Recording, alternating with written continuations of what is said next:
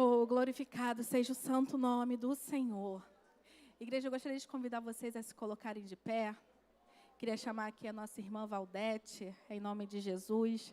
A nossa irmã Gloria também, que está com a responsabilidade de trazer a palavra do Senhor aos nossos corações, ser canal de bênção, ela já é. Pedir para a Valdete estar orando. Estenda as mãos, igreja. Glorioso Deus e amantíssimo Pai, na Tua presença estamos nesta hora, Deus, entregando a Tua filha nas Tuas mãos, que está com essa grande responsabilidade de trazer a Tua palavra nesta noite. Senhor, queremos pedir que tudo aquilo que ela estudou, Senhor, que ela planejou para trazer para a Tua igreja, Senhor, que Tu venha, Senhor, renovar ela cada dia mais. Deus, dá saúde, dá força, dá poder, autoridade, graça, Senhor, e unção, para que a Tua igreja venha receber nessa noite, meu Pai. Que aquele que entrou triste, Senhor, saia feliz. Que vidas venham se render aos Seus pés. Que vidas venham ser curadas e libertas para a honra e glória do Teu nome. Eu entrego a sua filha aos Teus cuidados. Em nome de Jesus. Deus te abençoe, minha amada.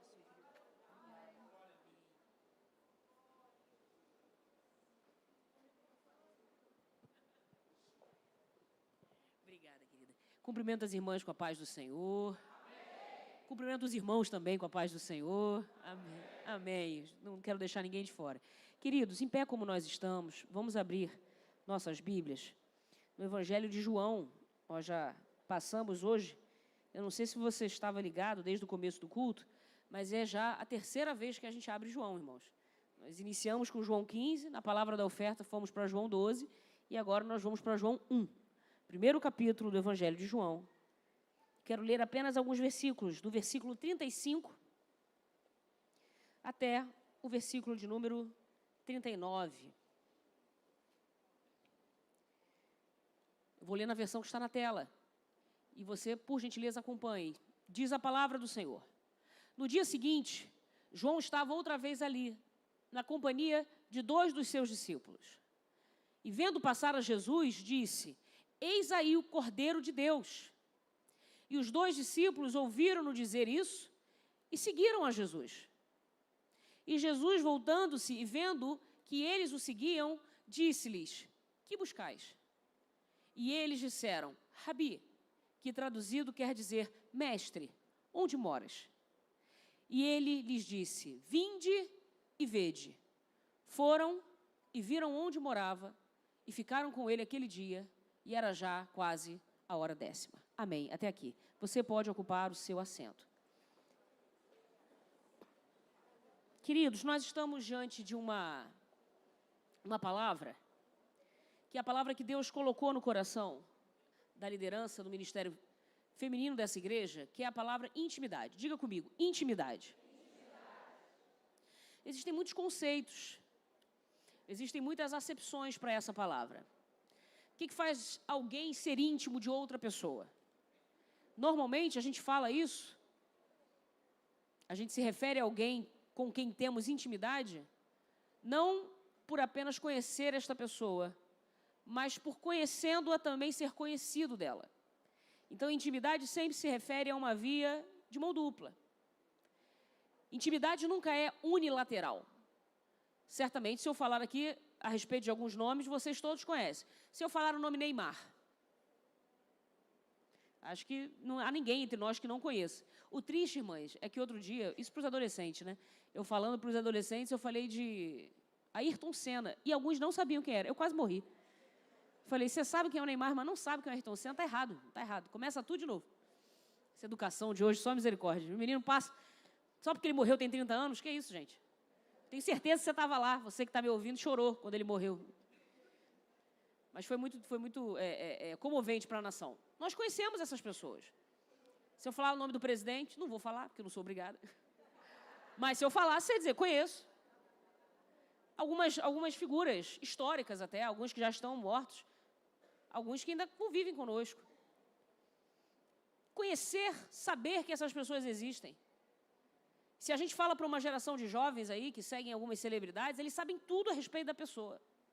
Sabe onde nasceu, sabe onde estudou, sabe com quem casou, com quem descasou, quantos filhos tem, o que os filhos fazem. Se você perguntar aí para uma jovem que é fã da Taylor Swift, ela vai te dizer toda a discografia, vai dizer todos os namorados, que foram muitos, vai falar todos os 20, namorou fulano, terminou com fulano, aí compôs a música tal. E a gente diz assim, mas você conhece tanto essa pessoa, e essa pessoa sabe alguma coisa de você? Se você aparecesse lá na casa da Taylor Swift e dissesse assim, oi, Taylor, sou sua fã número 1, vim aqui, comprei uma passagem. Eu lembro quando teve um show de um menino aí, Justin Bieber, só estou falando aqui para a geração mais jovem. Você se adequa aí, bota aí o teu nome da tua época. Né? Roberto Carlos, estou brincando. Quando teve, estou brincando, irmão, estou brincando. Não estou te chamando de velha, você se respeite também. Estou brincando. E aí, eu lembro quando teve um show dele, isso já tem uns 10 anos. Irmãos, tinha gente acampando, fazendo acampamento, 3 dias antes.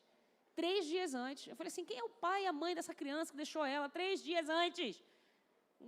Onde é que ela vai ao banheiro? Onde é que ela vai tomar banho? Vai comer o quê? Não, tá lá, acampando, porque, né? Que é um lugar especial, não sei aonde. E a gente chega na porta da pessoa, bate lá na casa.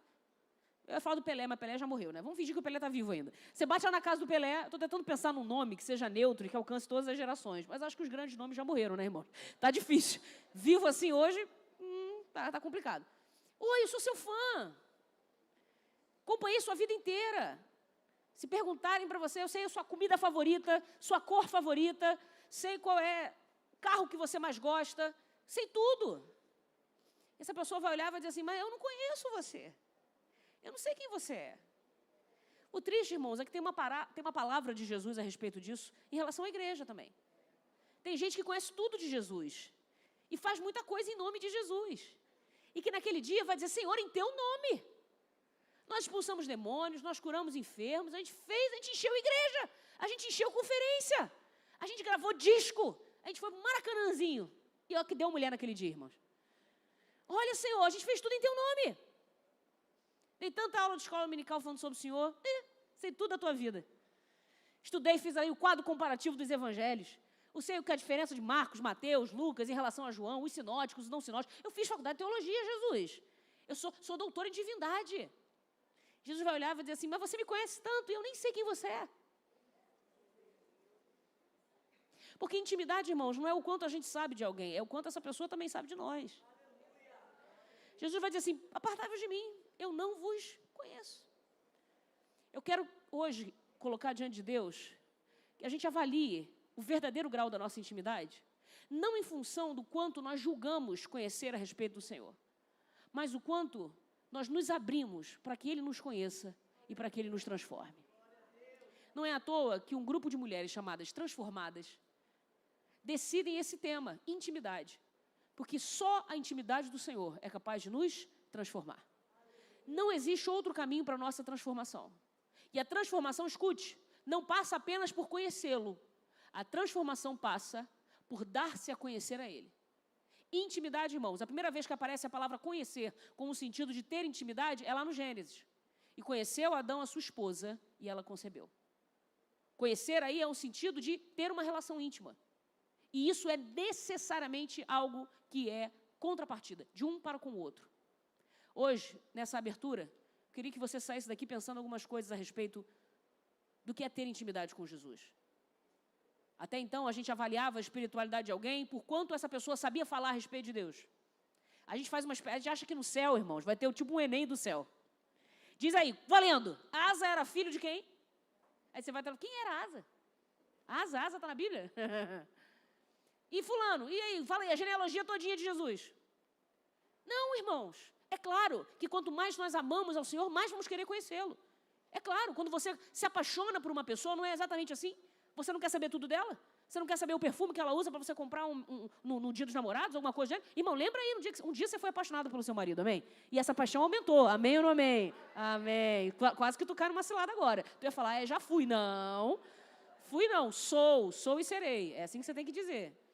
Mas a gente quer saber, a gente não mede esforços para agradar, para estar junto, para conhecer. É claro que a gente vai querer conhecer o Senhor. Mas eu quero que você vá além disso. Quero que hoje você se abra para dizer, Senhor, me conhece. Sonda-me, ó Deus, disse o salmista no Salmo 139, e conhece o meu coração. O Senhor já conhece mesmo.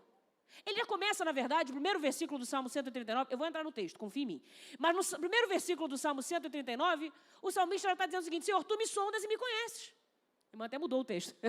Falta de confiança. Amém, obrigada. Senhor, tu me sondaste, me conheceste. O Senhor me conhece, Senhor. O Senhor sabe o meu assentar, o meu levantar. O Senhor sabe o que eu como no café da manhã, o que eu janto. Sabe onde eu durmo, sabe qual é a minha posição, se eu durmo de lado, se eu vou para o lado esquerdo, se eu vou para o lado direito. O Senhor sabe que horas eu acordo de madrugada, quando eu fico apreensivo, achando que vou perder a hora. O Senhor sabe, Senhor. Conhece a palavra. A palavra nem saiu da minha mente, nem chegou na minha boca. O Senhor já conhece ela toda, já sabe como eu vou terminar as minhas frases antes de eu começá-las. E para onde que eu vou fugir do Senhor? Se eu fizesse a minha cama no mais profundo abismo, o Senhor ali haveria de me encontrar. Se eu tomasse as asas da alvorada e fosse para outra extremidade do mar, ali o Senhor me encontraria também. E se eu subisse no mais alto que eu pudesse, o Senhor está ali. Não tem escuridão, não tem luz, para o Senhor é tudo a mesma coisa. Onde o Senhor está, luz há, porque o Senhor é tudo luz. Senhor, nada a meu respeito te foi oculto. Eu nem era nascido, eu nem era nascida. E todos os meus dias já estavam escritos e determinados no teu livro. O que o Senhor não conhece a meu respeito? Essa é a pergunta do Salmo 139. Para onde eu vou fugir que eu possa me esconder? O que o Senhor não sabe? Pensamentos o Senhor conhece. Sentimentos o Senhor decifra. Comportamentos, antes que eles aconteçam, o Senhor já os tem todos controlados e subjugados debaixo do teu saber. Não tem nada que escape ao Senhor. Tu és onipotente, tu és onipresente, tu és onisciente. E nisso tudo, irmãos, a gente poderia fechar o Salmo e dizer assim, é um lindo louvor a quem Deus é.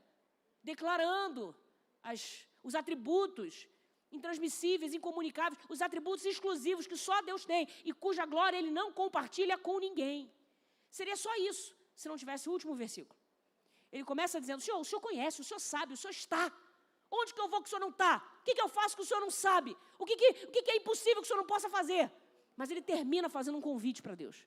O último versículo é dizer o seguinte, Senhor, vê se há em mim algum caminho mau e guia-me pelo caminho eterno. Ele começa dizendo, tu me sondas, tu me conheces. É a declaração de um fato. É assim que o Senhor conhece, o Senhor sabe. Mas ele termina pedindo, Senhor, me sonda. E me conhece. E veja se há em mim algum caminho mau. Porque essa é a verdadeira intimidade.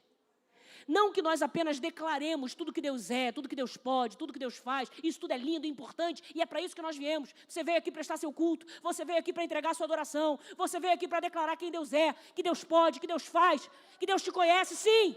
Mas seria insuficiente, irmãos, se nós fizéssemos tudo isso e não terminássemos uma oração dizendo, Senhor, tu sabes tudo a meu respeito. Continue conhecendo e conheça mais. E me dá, Senhor, a conhecer a Ti.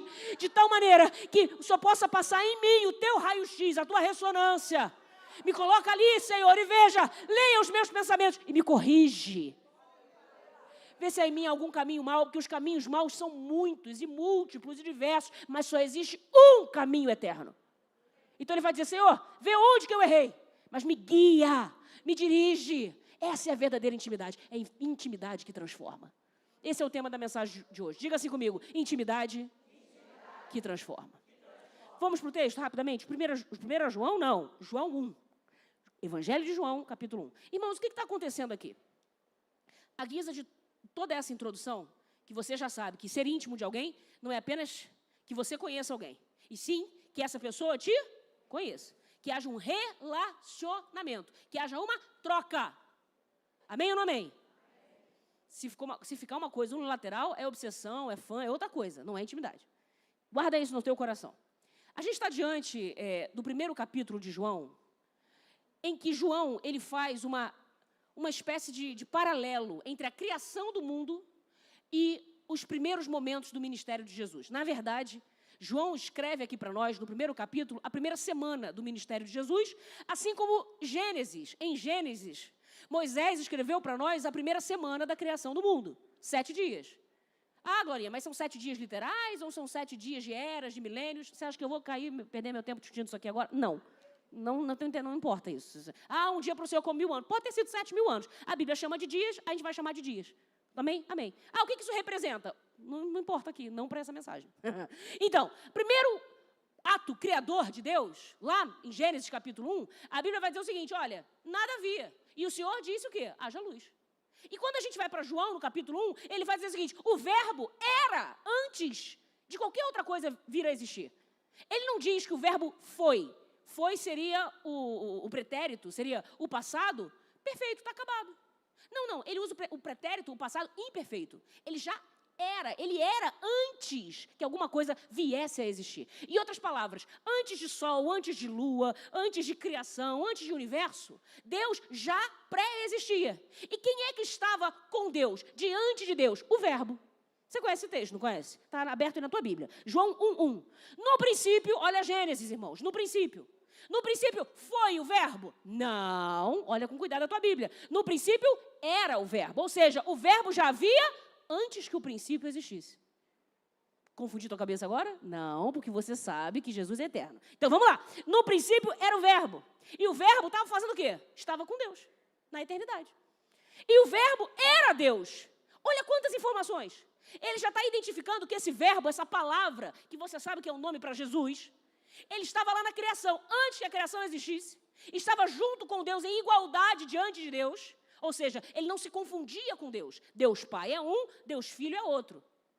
As personalidades estão preservadas, mas ele é tão Deus quanto Deus Pai é Deus. Calma, não se desespera, não vai ficar filosófica essa mensagem, mas eu preciso que você entenda que João está reconstruindo Gênesis, mas agora no Evangelho. E ele está dizendo, assim como Deus um dia criou a humanidade, ele enviou o Filho para consertar a humanidade que havia se quebrado por causa do pecado. Então, o mesmo Deus que é um Deus criador, agora envia o Filho para ser um restaurador. Amém ou não amém, irmãos? Essa é a mensagem do Evangelho. Deus criou, como eu costumo usar os verbos, Deus formou, o pecado deformou e Jesus veio e reformou. Amém? Deus criou, Deus gerou, o pecado nos degenerou e Cristo vem e nos regenerou. É isso que João está dizendo.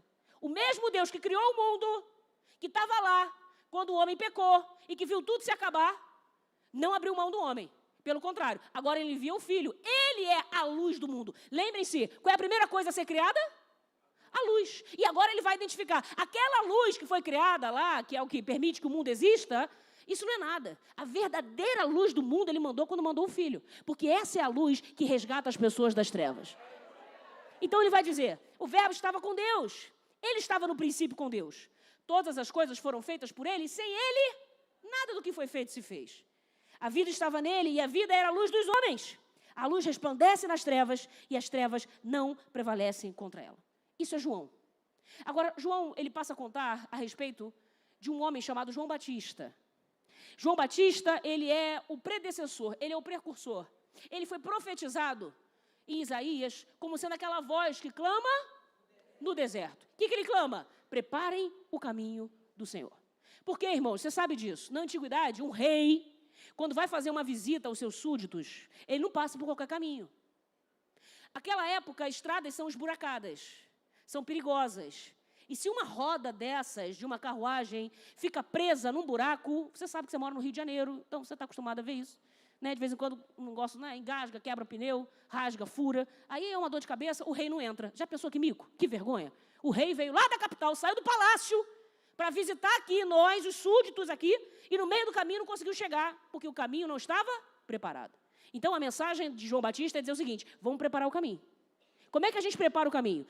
De maneira literal, eles colocavam tapetes, eles aplainavam o caminho, faziam uma espécie de terraplanagem, para garantir que quando o rei passasse com suas tropas, o que ia acontecer, gente? Ele passasse lisinho, passasse retinho, chegasse ao seu destino. Como é que a gente prepara o caminho para o rei Jesus? Aquele que estava lá na criação e que agora veio cuidar da redenção dos homens. A gente prepara o caminho se arrependendo. Quando a gente se arrepende, a gente aplana o caminho. Quando a gente se arrepende, a gente tira os tropeços. E diz assim, Senhor, estou prontinho para o Senhor vir reinar. Pode entrar, entra na minha casa. Aí você vai cantar com verdade. Entra na minha casa, entra na minha vida. Mas não entra porque, não, Senhor, quando o Senhor chegar, estou pronta para te receber. Por quê? Porque eu já tirei o entulho, eu já estou equipada, já estou preparado para ouvir a tua palavra. Arrependei-vos. Por quê? Porque o rei chegou. Essa é a mensagem de João Batista. E João Batista, ele traz para si, ele agrupa consigo alguns homens que passam a ouvir a sua mensagem, porque reconhece que ela é de Deus. Amém ou não amém, gente? Então, João Batista tem discípulos. E esses discípulos de João Batista convivem com ele e perguntam, às vezes, na verdade, não só os discípulos, né? Tem uma pergunta que os fariseus fazem também. Quem é você, homem? Tu é o Messias? Aí o que João Batista tem que dizer? Não, pelo amor de Deus, se vocês têm dúvida, a gente estaria adorando João Batista hoje, né? Então, João Batista era o Messias? O que ele tem que dizer? Não. Que sedução, hein? Alguém achar que você é uma coisa que você não é. E você tem que dizer, não sou. A vontade de dizer que é, grita lá dentro, não, irmãos? De vez em quando a pessoa fala assim, você é pastor? Eu falo assim, não, meu irmão, pelo amor de Deus. Não me arruma a luta. Não, mas JR, o problema é dele, não tem nada a ver com isso. Não me arruma a luta, não. De vez em quando a gente vê umas figuras assim, né? Quer botar um anel no teu dedo, quer te dar um trono, quer aplanar o caminho para você passar. Você tem que dizer assim, não. Eu estou aplanando o caminho para ele passar. Eu não estou aplanando o caminho para eu passar.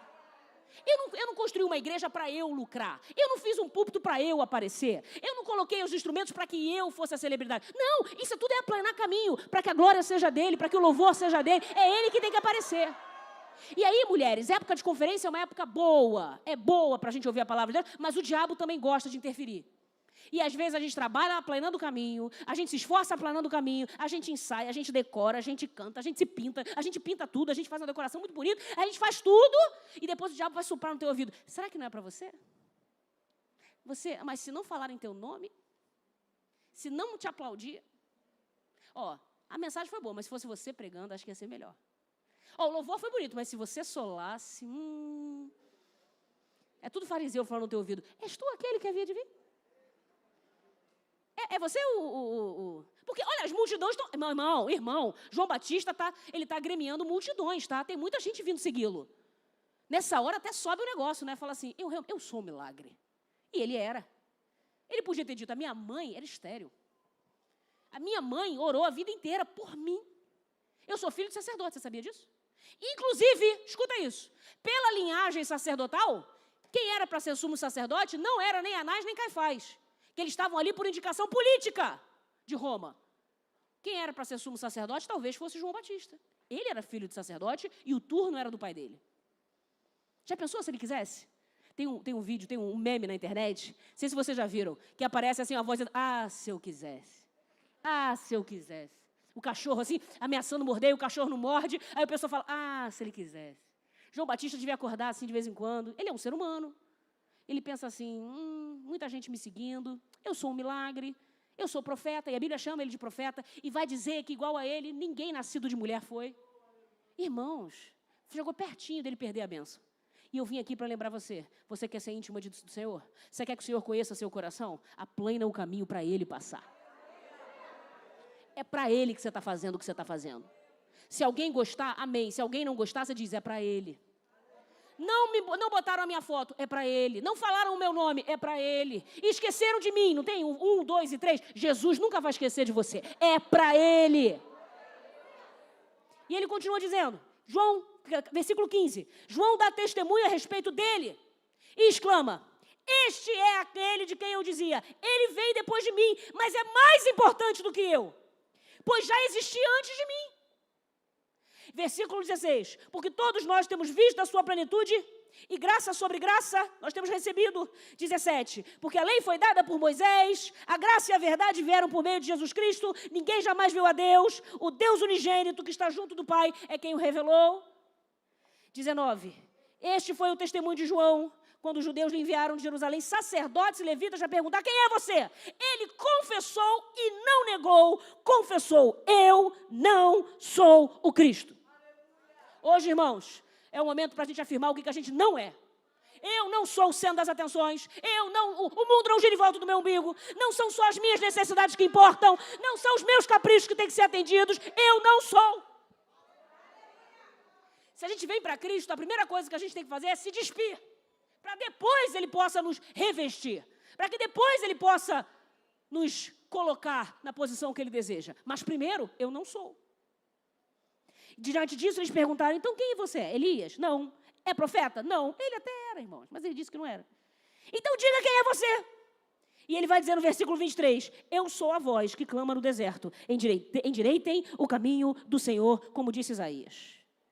E aí no 24 eles dizem, 25, então por que você batiza se não é o Cristo? Se você não é Elias, se você não é o profeta?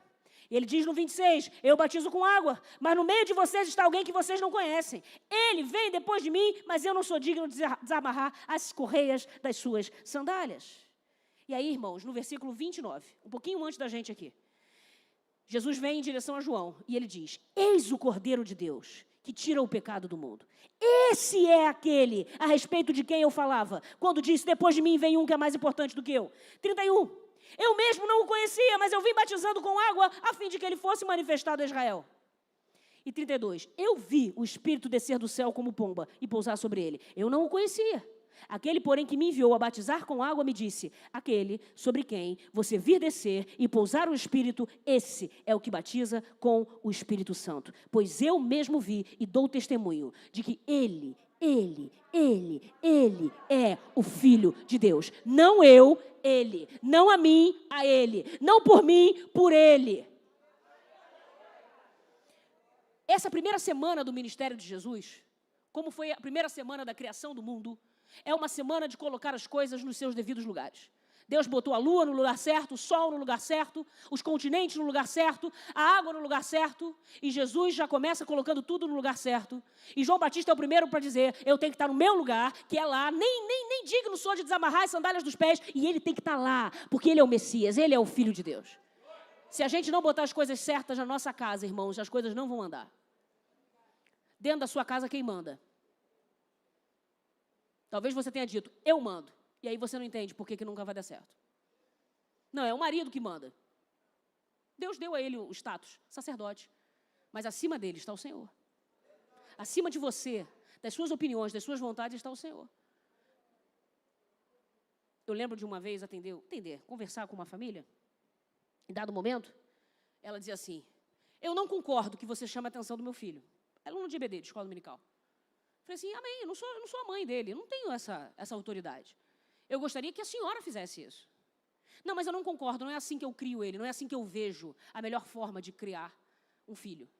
Ou seja, chegando na hora e trazendo Bíblia. Participando, em vez de ficar fazendo qualquer outra coisa na sala que não é assistir uma aula. E eu, amém. Lembrei do meu pai, que viveu uma experiência parecida. 2 irmãos, que eram terríveis. Não vinham para ajudar, vinham para atrapalhar. Novinhos ainda, meninos. E um dia meu pai deu uma dura neles, falou com autoridade. Eles não gostaram e foram reclamar com mamãe. Mamãe chegou, como a gente diz aí, virada no giraia. Foi para cima do diácono Maurício. Acho que nem diácono ele era, jovem Maurício. Foi para cima do jovem Maurício. Quem você é para falar com os meus filhos? Quem sabe educá-los sou eu. Amém. Meu pai tem 1 ou 2 anos, reencontrou um deles. Mendigo na rua. O outro irmão tinha sido preso. Um virou bandido e o outro virou mendigo. Glorinha, o que você está dizendo? Determinismo? Maldição? Não é nada disso, irmãos. Escolhas. Semeadura e colheita. Como é que você educa seus filhos? É você que determina a educação? Ou você confia que o Senhor, Ele que tem que estar no trono? É Ele, não é você. No seu casamento, quem manda? É o Senhor? Glorinha, Ele não merece que eu perdoe. Mas a gente não perdoa porque as pessoas merecem, né, irmãos? Eu também não merecia ser perdoada e Ele me perdoou. Você também não merecia ser perdoada e o Senhor te perdoou. Perdão não tem a ver com merecimento. Perdão tem a ver com uma transformação. Tem a ver com entendimento. Eu sei o que fizeram por mim. Eu sei o que o Senhor fez por mim. Eu não tenho direito de negar misericórdia a ninguém, porque eu sou alvo da misericórdia dele. Eu não sou o Cristo. Você não é o Cristo. Não é por nós, para nós, nem através de nós, irmãos. É tudo por Ele, para Ele e para a glória dele. Nessa primeira semana, então, João Batista se apresenta para dizer: Ele é. Eu batizo com água, Ele vai batizar com o Espírito Santo. Todos os evangelhos dizem isso. Os evangelhos sinóticos já dizem: eu sou aquele que vos batizo com água, Ele vos batizará com o Espírito Santo e com fogo. Então Ele é maior. Porque o fogo faz o que a água não pode fazer. A água limpa, mas o fogo purifica na essência. O fogo mexe com a natureza das coisas. Irmãos, se eu tacar muita água em cima desse altar, desse púlpito, amém? Botar água, o que vai acontecer? Essa água vai evaporar, essa água vai secar, e o púlpito no dia seguinte continua sendo púlpito. Vai estar mais limpinho, vai estar... E se eu taco fogo nele? Ele vai se tornar outra coisa. O fogo tem um poder transformador que a água não consegue. O fogo mexe nas... Diz aí, mãe, o pessoal da química, o pessoal da física. Mexe nos compostos, mexe nas cadeias, mexe na estrutura, de dentro para fora. Ele purifica, ele limpa, ele transforma, irmãos. É esse o batismo que nós precisamos. Agora, eu já passei pelas águas, passo pelo fogo. A água foi uma declaração pública de que você já morreu e agora vive para o Senhor. O fogo vai te purificar por dentro e por fora.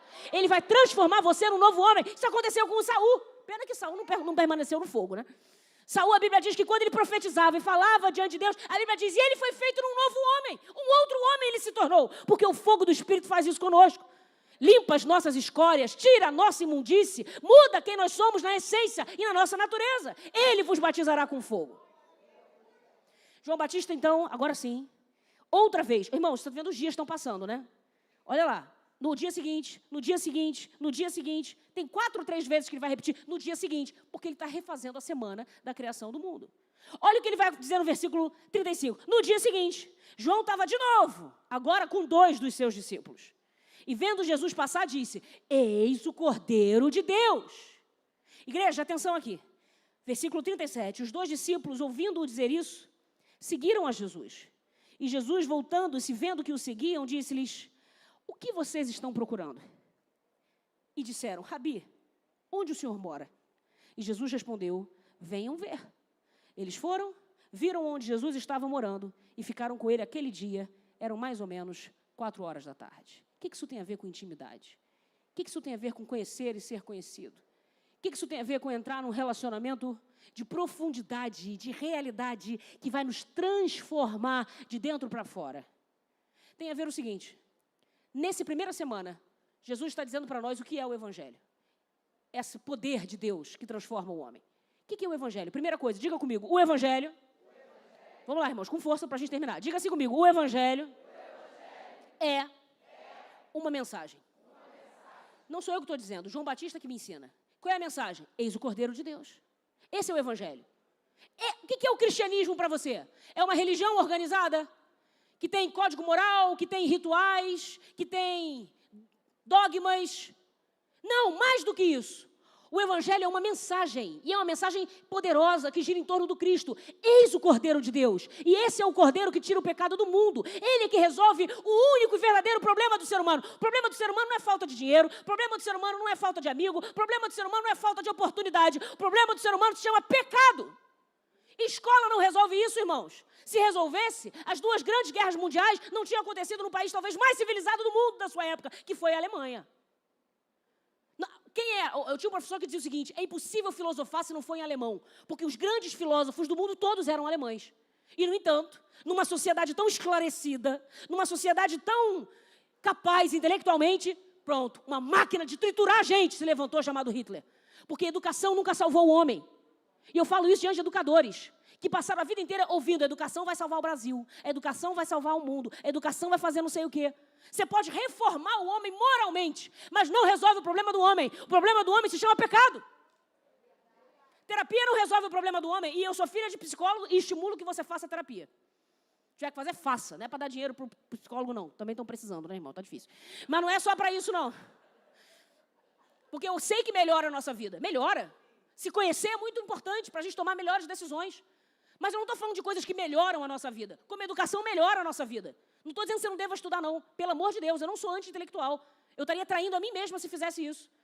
Deus nos deu uma mente para a gente elaborar, para a gente produzir, para a gente trabalhar para o Senhor. Então estude, faça terapia, tome seus remédios. Mas saiba, isso não resolve a condição fundamental do homem. A única coisa que resolve a verdadeira sede que tem dentro de todo ser humano é a fonte da vida, é a fonte da água limpa, é o Cordeiro de Deus, porque Ele tira o nosso pecado. Jesus não trabalha com maquiagem, Ele não maqueia o pecado. Jesus não trabalha com cirurgia plástica, Ele estica o pecado. A Bíblia diz que Ele tira o pecado. Quando Ele arranca o pecado de nós, é porque Ele nos deu um coração que não é mais um coração pecaminoso. Agora é um coração como o dele, um coração regenerado. Um coração transformado. Ele é o Cordeiro de Deus. Qual é a mensagem do Evangelho? Eis o Cordeiro. Irmãos, cristianismo sem Cristo, Evangelho sem Cordeiro, não é Evangelho. Chega da gente chamar de Evangelho tudo que se parece, porque abriu a Bíblia e leu Provérbios, e agora, mas é coach, mas não é Evangelho. Porque se o foco não é Cristo, e a transformação que só Cristo pode realizar no homem, não é Evangelho. Ah, Glorinha, mas tem muita coisa boa ali, pode ter muita coisa boa, mas não é Evangelho, irmãos. Tem que ter Cristo pregado, e Paulo vai dizer, e Ele crucificado, porque o Cordeiro veio para morrer pelos nossos pecados e nos dar a vida eterna com Deus. O Evangelho é uma mensagem, não abra mão da mensagem. Mulher, Deus te deu uma missão. Você é educadora. Discipule os seus filhos no Evangelho. Tem uma geração aí de gente que quer ser pai de pet, mãe de planta. E eu já tive muita planta, eu amo suculenta. Que luta, irmão, para manter aquela suculenta viva na minha mão. Água de mais, água de menos. Aí o bichinho, coxinila, sei lá o nome daquele bicho, cochonila, uma coisa maligna, que ficava lá comendo minhas plantas. Mas é uma geração, sabe por quê, irmãos? Eles não querem ter trabalho. É mais fácil ter Yorkshire. E eu amo cachorrinho, só não me deixam ter porque eu moro em apartamento. É mais fácil ter planta. Porque ter filhos, se você é cristão, escute isso, seus filhos não são para depois amanhã te darem status. Seus filhos são para você discipular. Ensine a eles o que é o Evangelho. Ensine a eles que eles também são pecadores, que eles são filhos de Adão e Eva, e que dentro deles tem uma semente maligna. Mas o Senhor Jesus, quando vem, arranca o pecado com semente e tudo. Eis o Cordeiro de Deus. Se a gente parar de pregar o Cordeiro de Deus, meu irmão, não tem esperança, nem para nossa casa, nem para nossa nação. Mas se nós pregarmos o Cordeiro de Deus, o pecado vai ter que fugir, porque ele tira o pecado de nós. O Evangelho é uma mensagem, mas o Evangelho não é só uma mensagem. O Evangelho também é um movimento. Vocês perceberam o que aconteceu quando João Batista pregou o Evangelho? Ele pregou, ele é o Cordeiro, não eu, ele. Irmãos, os discípulos que estavam com ele, 2, o que fizeram? João Batista, muito obrigada. Você foi um parceirão nosso até hoje. A gente reconhece que o senhor é de Deus, mas a partir de agora, eu estou transferindo a minha matrícula da tua escola para a escola dele. A partir de agora, eu estou deixando o teu discipulado e eu vou me tornar discípulo dele. Sabe que movimento é? É um movimento de transferência de lealdades. De sair de mestres humanos para se submeter ao mestre divino. João Batista é tudo de bom, irmãos. Gostamos muito de João Batista, mas se eu continuar te seguindo, quando eu podia seguir o verdadeiro Salvador do mundo, eu estou perdendo a oportunidade da minha vida. O Evangelho, irmãos, é uma mensagem, mas a mensagem precisa gerar um movimento. Que movimento é esse? Em nome de Jesus hoje, troque de mestre. Troque de mestre. Como assim, Glorinha? Troca. Sai do discipulado dos homens, entra no discipulado de Cristo. Sai das inscrições nos diplomas humanos e entra na escola transformadora do Evangelho. Eles têm coisas boas para nós, mas a verdadeira salvação não está em João Batista. Esse movimento, eu costumo dizer, que é uma atitude de mudança de direção. Até então, a gente ia por esse caminho. Mas se você apontou que o Cordeiro está lá, a gente não vai mais seguir o caminho de lá. A gente vai seguir o caminho da salvação. Essa mudança, irmãos, de atitude, às vezes custa coisas de nós. Você sabia disso? Quando você ouve a mensagem do Evangelho, você tem que tomar atitudes que levam você a andar por caminhos novos e nem todo mundo vai concordar. Eu lembro de uma história verdadeira de Agostinho, não o Carrara, tem que dizer isso, Agostinho de Hipona, tá? Foi um dos pais da igreja. E o Agostinho conta a história que ele era um homem devasso, ele era dado a muitas mulheres. Acho que eu já contei essa história aqui, vou contar de novo. E ele tinha uma vida assim, uma vida prostituída. Quando ele se converteu, essa era uma das razões que ele não queria se converter, que ele não queria trocar de mestres. Ele não queria se desfiliar da escola antiga da vida dele para ter que seguir um caminho novo. Mas o Evangelho não é só mensagem, também é movimento. Então ele teve que sair. E ele se converteu pela oração da mãe dele, uma santa mulher chamada Cláudia, que muito orou pelo seu filho. Então deixa eu falar uma coisa para algumas Cláudias que estão aqui me ouvindo. Tem um Agostinho lá na sua casa, que hoje é Carrara, mas amanhã vai ser o Agostinho de Hipona. Que hoje não quer nada com a hora do Brasil, mas o Senhor vai fazer dele um profeta. Continua semeando e insistindo nessa vida, minha irmã. Eu não vim aqui por acaso, eu sei o que eu estou fazendo. E esse Agostinho um dia estava passando na rua, depois de convertido, em que ele tinha largado todas as suas amantes, abandonado todo o seu estilo de vida pecaminoso, e daqui a pouco uma das ex passa e reconhece e começa a chamar, Agostinho, Agostinho. E o Agostinho está indo e o Agostinho continuou. Agora é um movimento diferente. Vida cristã é um caminhar diferente, é uma outra caminhada. É uma outra forma de pensar, outra forma de sentir, outra forma de vestir, outra forma de falar, outra forma de viver. Então ele está andando na sua carreira, desembalada, ele ficou e continuou indo. E ela lá, Agostinho. E pelas tantas ela se interpõe na frente dele e diz assim, Agostinho, sou eu. E Agostinho olha para ela e diz, você é você, eu não sou mais eu. Como que dizendo, esse nome que você está chamando, Agostinho, esse aí está chamando um homem que já morreu. Eu gosto do pastor Hernando Dias Lopes, que ele diz assim, o crente tem que andar com atestado de óbito no bolso. Quando o pecado vier te chamar, tu só mostra, ó, ih, já morri. E morto não reage para convite de baile funk. Morto não reage para convite de chopinho, para chopada. Morto não reage para convite para fofoca. Morto não reage para papos e assuntos que não interessam. Já morri. Mas se você morreu para o pecado e nasceu para Deus, quando Deus te chama, você reage. Você diz, eis-me aqui, Senhor. Eu quero ter intimidade contigo, Senhor. Pode chamar o meu nome, Senhor. A ti eu reajo, eu reconheço. É um movimento, irmãos. Que vida cristã é essa? Que a gente ouve a mensagem e não muda. A gente estava com o João Batista disse, olha, ele, hein? Ah, tá bom, mas eu vou ficar aqui mesmo. Estou muito acomodada. Não, tá bom aqui, tá bom. De vez em quando eu vou lá na igreja, de vez em quando eu bato no tambor. De vez em quando eu vou lá numa mesa. E tem o pessoal que fala umas coisas boas, querem falar no meu futuro. Eu gosto disso. Tem gente, não, irmão, você não conhece gente assim, não? Gosta da mensagem, mas não quer o movimento. E hoje o Senhor está chamando a gente. Vida de intimidade é fazer escolhas, irmã. É fazer escolha, meu irmão. Decida quem você quer seguir. Não dá para seguir João Batista e Jesus. Porque o discipulado de Jesus custa tudo que nós temos. O discipulado de Jesus não vai te dar tempo para ter um outro Senhor, para ter um outro mestre. Ele vai absorver a sua vida inteira. É 24 horas por dia. E a gente vai segui-lo tão de perto que ao final do dia a gente vai estar coberto com a poeira do pé dele. João Batista, você até agora foi muito importante para mim. Talvez hoje você tenha que sair daqui se despedindo de alguns bons Joãos Batistas. Boas companhias, mas que não querem seguir com você. Bons hábitos, mas que Deus agora tem para você hábitos melhores. Costumes que até então te agradavam, mas agora, atenção, não é apenas uma troca de mestres. Também é uma troca de afetos. Deus vai mudar aquilo que antes você desprezava. Se é santo, você vai passar a amar. E aquilo que antes você amava, se era pecaminoso, você vai começar a desprezar. Deus vai mudar os sentimentos do seu coração. É isso que é santidade, irmãos. Santidade não é negar as coisas do mundo porque Deus mandou. Não. É negar porque elas não nos atraem mais. É negar porque a gente não quer ser escravo de novo, depois que Cristo já nos libertou. Terceiro, o evangelho é... lembrei de Abraão, né? Abraão deixou a terra para ela. Não vou falar não, o tempo avançou. Terceiro, diga comigo, o evangelho é uma mensagem. Diga comigo, o evangelho é um movimento. E terceiro, diga comigo, o evangelho é uma morada. Vocês perceberam aqui? A gente vai trocar agora de mestre, não é mais João Batista.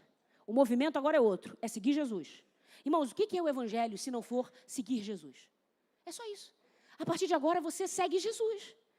Todos os dias da sua vida, em todas as suas decisões, em todas as suas escolhas, eu quero seguir Jesus. Eu quero estar onde Ele está. Então eles perguntam algo para Jesus. Mestre, onde moras?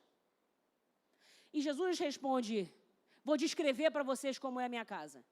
É assim que Jesus responde? Não. Jesus diz assim, vou mostrar para vocês aqui na rede social. Olha como é que a minha casa é legal. Não? Não. Então, peraí. Eu vou trazer um pessoal que mora perto de mim para dar um endereço. É assim? Não. Jesus diz assim, só tem um jeito de vocês conhecerem a minha intimidade. Não basta eu descrever, porque o evangelho não é teórico. O evangelho é vivencial. O evangelho é experiência.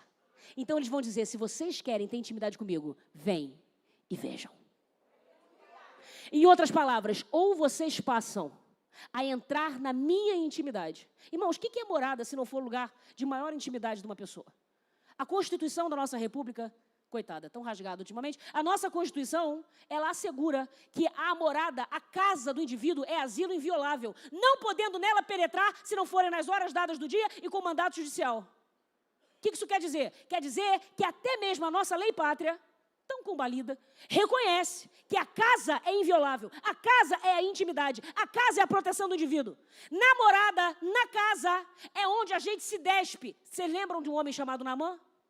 Naamã era o quê, gente? Capitão, sim ou não? Comandante, general, não sei quantas estrelas, patente alta.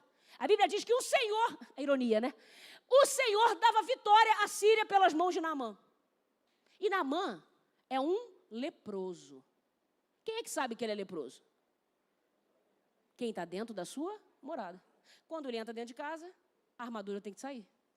E quando sai a armadura, aparece o quê, gente? A lepra. E aí, a menina que está lá, escrava, trabalhando na casa, diz assim, ele não mostra, né, para a tropa, porque afinal de contas, ele não pode perder a moral. Ele não se revela para os outros, mas eu vi. Eu estou dentro da intimidade e eu vi que ele é leproso. Será que ele sabe que lá em Israel tem um homem de Deus? Que bonito, irmãos, quando quem está dentro da nossa intimidade, na nossa casa, não usa as nossas fraquezas contra nós. Não usa as nossas vulnerabilidades para nos destruir, para fazer fofoca, para espalhar história. Não, ele diz assim, eu descobri a tua fraqueza, eu conheço um que pode te ajudar. Na intimidade, a gente tira a armadura. Eu escrevi isso uma vez para um artigo foi um ensinador cristão, lá da CPAD. Eu nunca esqueci esse dia. Ligaram lá para cá, eu estava falando sobre família, sobre a importância da família, enfim.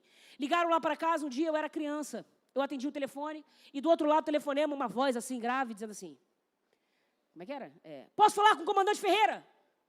Irmãos, eu não fazia ideia de quem era esse homem. Eu falei assim, aqui não mora o comandante Ferreira. Do alto dos meus 6 anos de idade. Como que dizendo, eu conheço todo mundo que mora nessa casa, não mora nenhum comandante Ferreira aqui dentro. Então desculpa, número errado, desligou.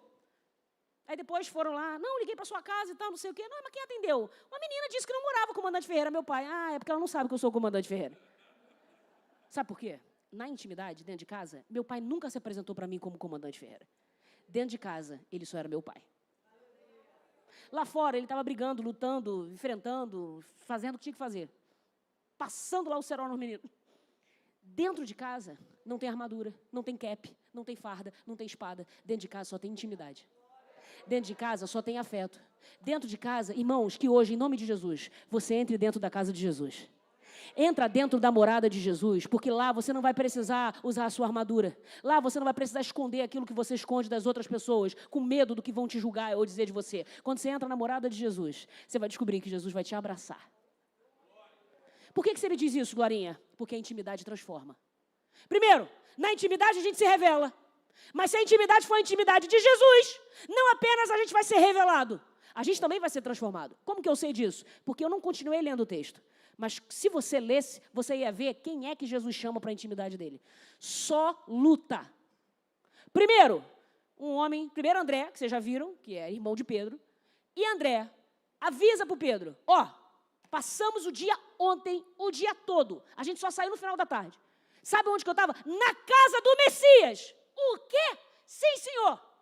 A gente descobriu que ele era o Messias porque João Batista, que tinha mensagem, levou ao movimento e nos fez fazer morada. Chamou a gente e falou o seguinte, esse é o homem. A gente foi para cima do homem, a fofoca aqui do André, né? A gente foi para cima do homem e falou o seguinte, não estamos interessados num papo de meia hora.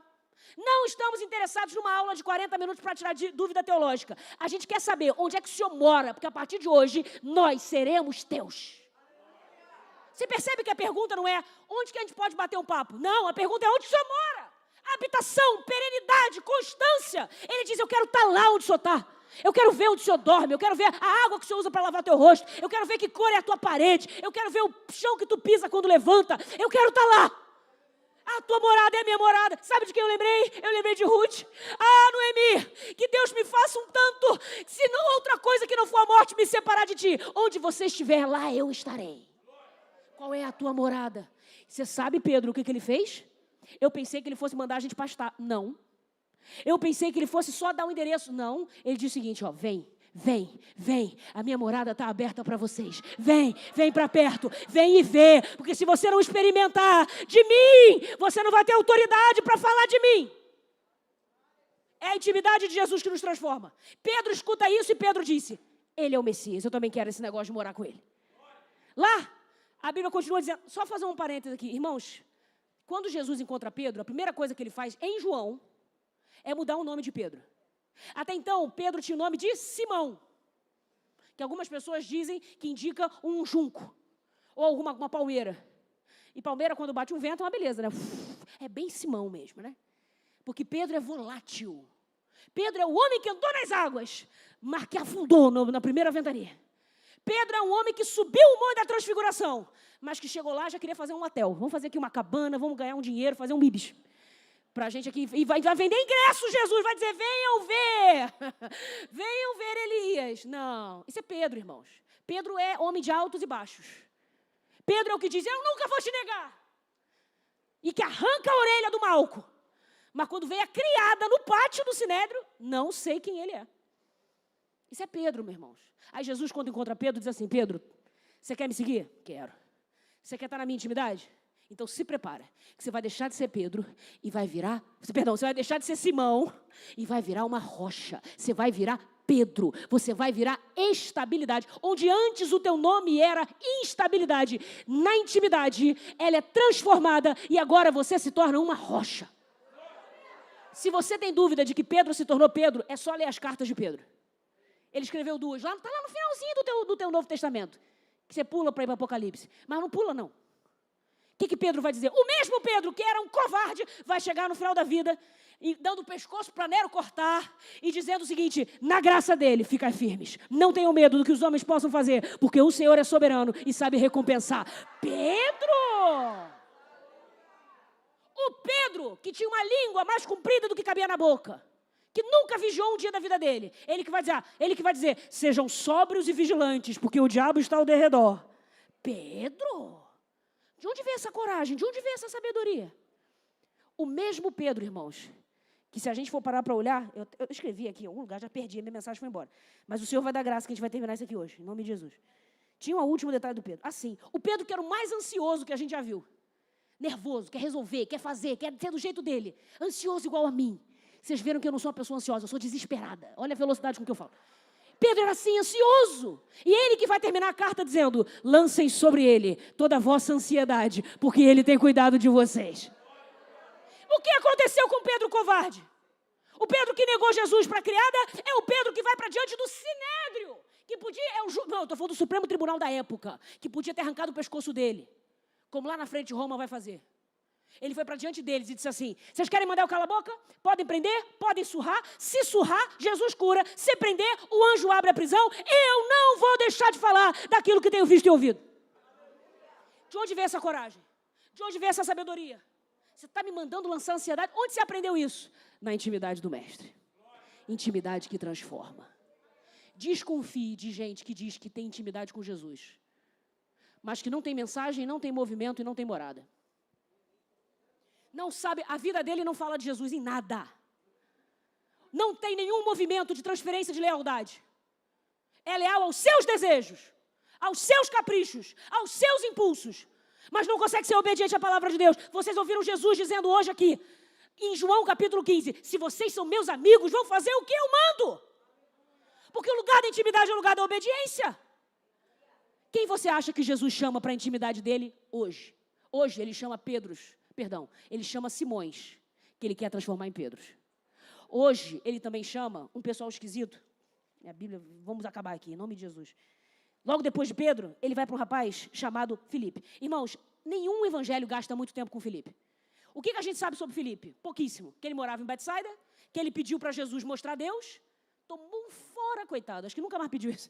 Mostra-nos o Pai. E Jesus, eu estou com vocês há 3 anos e vocês não sabem onde é que está o Pai. Quem viu a mim, viu o Pai. Mas o que a gente sabe de Filipe? Ele era calculista, porque ele que falou na hora da multiplicação dos pães. Nem se a gente tivesse 200 denários ia dar para todo mundo.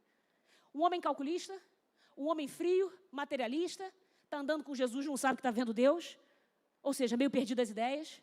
A gente não sabe mais nada de Filipe. A única coisa que eu sei de Filipe, você vai sair daqui sabendo também.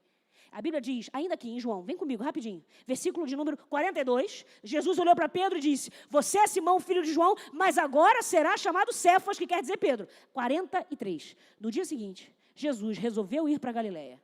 E olha o verbo, achou Filipe, encontrou Filipe. Irmãos, a gente só acha, a gente só encontra aquilo que a gente está procurando. Ninguém quer saber de Filipe. Filipe devia ser uma pessoa desagradável. Mas a boa notícia para você que está aqui, ninguém quer saber de você, talvez você seja desagradável, Jesus está procurando você. A Bíblia diz, te achei, Filipe. E a gente achava que Deus só tinha achado Davi. Achei Davi, homem segundo o meu coração. Jesus podia ter dito, achei Filipe, não podia estar mais longe do meu coração.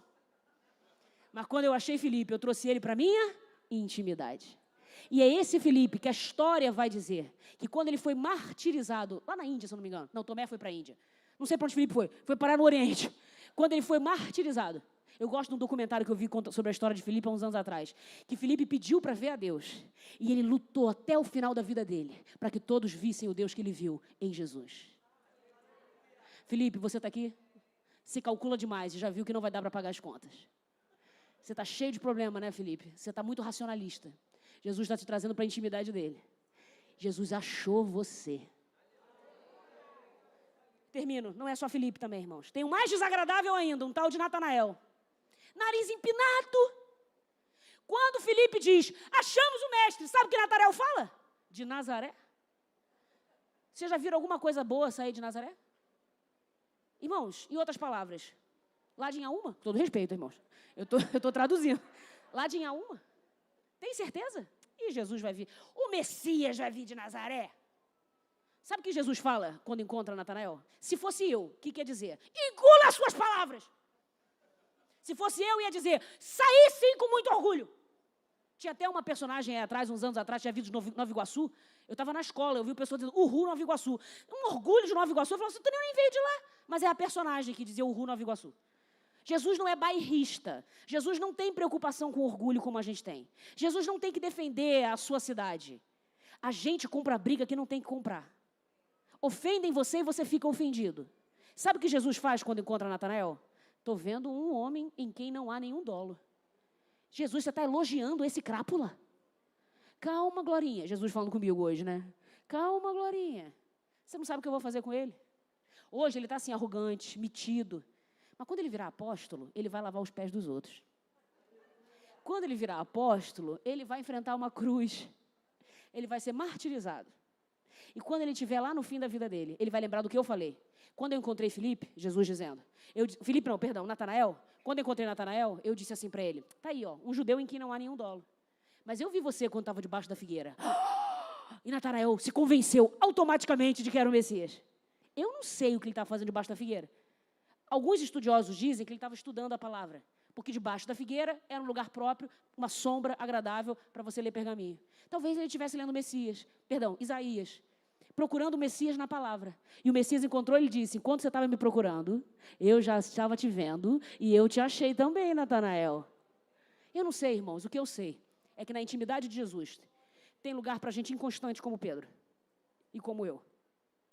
Tem lugar para gente calculista e racionalista, igual você. Tem lugar para gente com o nariz em pé e que diz assim, eu nunca vou ser crente. Os Bíblias, Deus que me livre. Jesus te achou. Hoje, nessa noite, a morada de Jesus tem muitos lugares. E a boa notícia do Evangelho é que aquela morada terrena, que ele disse, vem ver, ela já não existe mais. Mas Jesus, quando termina João, ele diz assim, se alguém me receber, eu irei, eu e o Pai, e faremos nele morada. A nova morada de Jesus é melhor. Eu e você somos essa morada onde ele quer habitar para sempre. E enquanto ele habita aqui em nós, a Bíblia diz que ele também está nos preparando uma nova morada. Na casa de meu Pai, há muitas moradas. Se não fosse assim, eu teria dito a vocês, mas eu vou para preparar-vos lugar. Eu quero terminar a mensagem de hoje dizendo uma palavra final para você. O quanto do Senhor você conhece? O quanto o Senhor sabe a teu respeito? Talvez você esteja dizendo, Clarinha, eu nem oro porque eu tenho vergonha. Mas entra na intimidade de Jesus e a sua vergonha vai ser transformada. Entra na intimidade de Jesus como você está, Pedro. Cefas, como você está, Simão. Entra com todos os teus dilemas. Com todas as coisas que te tornam assim uma pessoa estranha, diferente, difícil de lidar. Talvez você não entenda, porque até hoje, algumas coisas que você planejou não aconteceram. Mas hoje o Senhor está dizendo para você, eu vou transformar você para se tornar o tipo de pessoa capaz de suportar o tamanho do milagre. Se hoje você está aqui, vamos levantar um clamor, irmãos, fique de pé. Deus sabe que eu vim para cá, irmãos, com uma dor terrível de coluna. Aí eu cheguei a tomar um relaxante muscular, eu brinquei com a minha mãe. Eu falei, mãe, eu acho que eu estou dopada. Porque eu acho que esse relaxante está me anestesiando, minha língua estava mole, eu estava falando igual bêbado em casa. Minha mãe falou, você vai pregar. Eu falei, vou, Deus vai me dar coragem. Irmãos, a dor foi embora. O relaxante também foi embora, porque eu já estou falando normal. Por que você está me contando isso? Porque não é só você que tem problema. Não é só você que teve que tomar um remédio para vir para o culto. Não é só você que teve que fazer escolhas difíceis essa semana. Não é só você, mas na morada de Jesus tem lugar para você.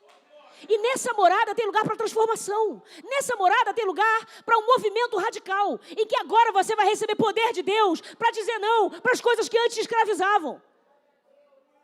Antes, irmãos, você tinha paixão de estar naqueles lugares. Hoje Jesus está dizendo, vem ver se eu não tenho uma paixão maior para te dar.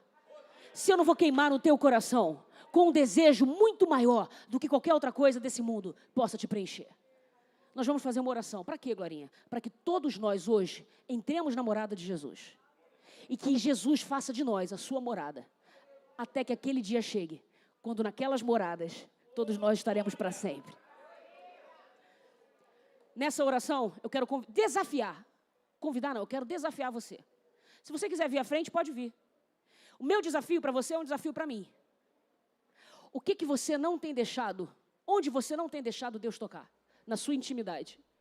Porque você já está acostumado, cauterizado, acha que nada vai mudar, e Deus está dizendo para você, deixa eu mexer aí. Porque quando eu tocar aí, você vai descobrir o poder do Evangelho. Não é uma mensagem vazia, não é uma palavra de autoajuda, é transformação para a vida inteira. Agostinho um dia disse, eu não sou mais quem eu era, mas ele teve que morar com Jesus. Hoje, o discipulado de Jesus vai custar tudo que você tem. Se você deseja dar um passo, eu não sei se você já é cristão, se você está aqui hoje nos visitando, e você nunca fez uma aliança com Jesus, em nome de Jesus, dê um passo de fé. Se você fez uma aliança e essa aliança se quebrou, se desfez, em nome de Jesus, conserte essa aliança agora, hoje. Porque se essa trombeta soar, você tem que ter garantido uma morada eterna. E se hoje você está aqui e deseja mais uma vez reafirmar essa aliança, venha aqui. Venha para dizer para o Senhor, Senhor, eu estou entrando para que o Senhor entre onde eu não deixo ninguém ver. Para o Senhor tocar onde eu não deixo ninguém tocar. Assuntos que eu não trato com ninguém, mas eu sei que o Senhor é poderoso para não apenas ouvir, o Senhor é poderoso para transformar. O Senhor é poderoso para resolver. Traumas, bagunças, confusões, coisas que os homens botaram, lixo que os homens botaram dentro de nós. Hoje o Cordeiro de Deus tira o lixo de dentro de nós. Hoje o Espírito Santo que batiza com fogo, ele tem poder para transformar a nossa estrutura e nos fazer viver o que os homens não podem fazer. Igreja em oração nesse momento. Todos nós queremos entrar na morada de Jesus. E hoje Jesus está convidando você. Tira essa armadura, meu irmão. Tira essa armadura, minha irmã. Venha para diante dele com a sua lepra. E ele é Deus poderoso para curar. Ele é Deus poderoso para mudar. Ele é Deus poderoso para transformar. O convite de Jesus é, tem que entrar na morada. Vem e vê. Venha e veja, venha e prove. Prove que o Senhor é bom. Prove que o Senhor é bom. Prova que o Senhor muda. Prova que o Senhor transforma. Prova que o Senhor vai fazer infinitamente mais do que aquilo que pedimos ou do que aquilo que pensamos. É o que o Senhor tem preparado. Para quem? Para quem tem prazer em estar na sua morada. Em nome de Jesus, nós estamos orando e o caminho está aberto. Senhor, meu Deus e meu Pai, na noite de hoje, nós entramos em aliança contigo mais uma vez. E queremos mais uma vez aquela intimidade de conhecer e de ser conhecido. Senhor, nós não queremos ouvir naquele dia, eu não vos conheço. Livra-nos, Senhor, de viver a vida inteira achando que está te seguindo e seguindo na verdade a nós mesmos. Não. Não queremos nos enganar. Nós queremos trocar de mestre. Não queremos seguir homens, queremos seguir a Jesus. E ao nos aproximarmos de Ti, a luz do Teu rosto nos muda, Jesus. E não estamos mais confundidos, não. Se mexeram na nossa identidade, o Senhor é poderoso para transformar-nos, Senhor. Novas criaturas. Não mais covardes, agora corajosos. Não mais ansiosos, agora descansando em quem cuida de nós. Não mais volúveis, não, Senhor. Não somos mais quem éramos. Nós estamos na Tua morada. Nós estamos desfrutando da Tua comunhão. E nessa mensagem de transformação, nesse movimento de transformação, há uma morada de transformação. Comunhão eterna nós queremos contigo. Tira de nós, Senhor, tira de nós aquilo que nos impede de entrar nesse lugar de intimidade. Senhor, as falsas prioridades precisam sair. Ah, Senhor, as distrações precisam cessar. Dá-nos poder e autoridade para dizer, não vou mais me distrair. Eu quero a intimidade de Deus. Eu quero a morada de Jesus. Eu quero estar ali onde Ele está. Trabalha no nosso coração, Jesus. Tira os nossos vícios. Tira as nossas compulsões. Tira, Senhor, os nossos pensamentos desviantes. Tira, Jesus. Faz de nós novas mulheres, novos homens, novas criaturas. Para a Tua glória te pedimos. Para a Tua glória reconhecemos. Só o Senhor é Deus. Só Tu és o Cordeiro de Deus. Nós não somos. Tu és. Para a glória do Senhor. Em nome de Jesus. Amém, amém, amém. Deus abençoe a igreja nessa noite, em nome de Jesus.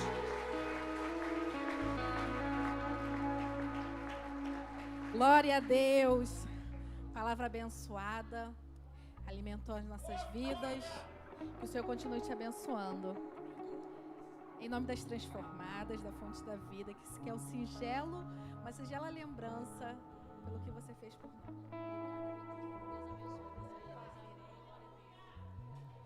Amém, gente? Igreja, eu gostaria que vocês ficassem assentados em nome de Jesus. Vamos estar escutando o coral das mulheres. Amém? Podeis assentar. Vamos estar fazendo o encerramento do nosso primeiro dia de conferência. Amém?